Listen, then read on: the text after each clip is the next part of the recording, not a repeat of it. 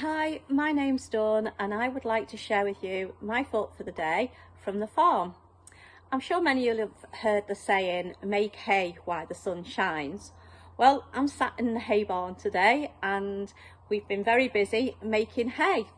And I didn't realise when I first married a farmer how tough and difficult making that decision of when to cut the hay would be. So if some of you may think, oh, shall I cut the lawn today? The grass needs cutting. Will it rain? Should I do it now? Think about that on a grand scale. And that's the decision that Hayden makes every year. And he gets us to check the weather forecast constantly. We have different apps on our phone so we can check the weather, whether it's going to be good for a few days.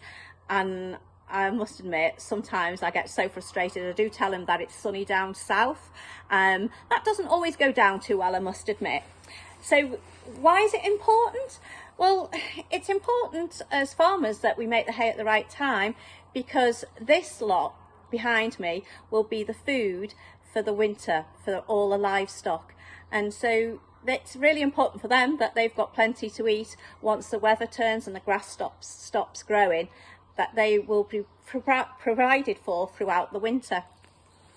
I think sometimes on our journey as Christians, we also put off a lot of things when we know that we may have an opportunity to share God's word with another. We may have an opportunity to share our testimony, and we kind of think, oh, maybe I should have done it then. And I think that we need to have a boldness about us at times to just know that the season is right and we can plant God's seeds, and it might just be a blessing and a provision for someone else. I'd like to share a word from Ecclesiastes 11, and it says on verse 4, whoever watches the wind will not plant, and whoever looks at the clouds will not reap. And I think sometimes that we're always waiting for the perfect conditions to do things. And if we always wait for perfect conditions, then we might miss opportunities. If we wait for the perfect church, we may never join. If we wait for the perfect time to study God's word, we may not even open our Bible. And I think that's really important, that we don't put off today what we can do.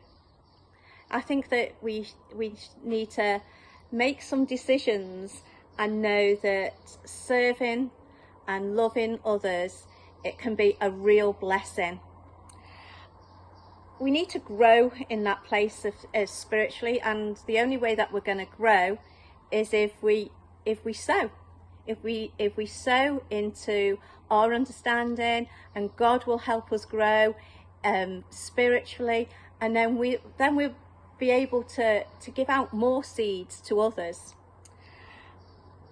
I like to think that there are many different seasons in our life, just as we know through the seasons of that change from spring, summer, winter and autumn, that there are seasons in our life that we may feel that we can invest more in time spent with others.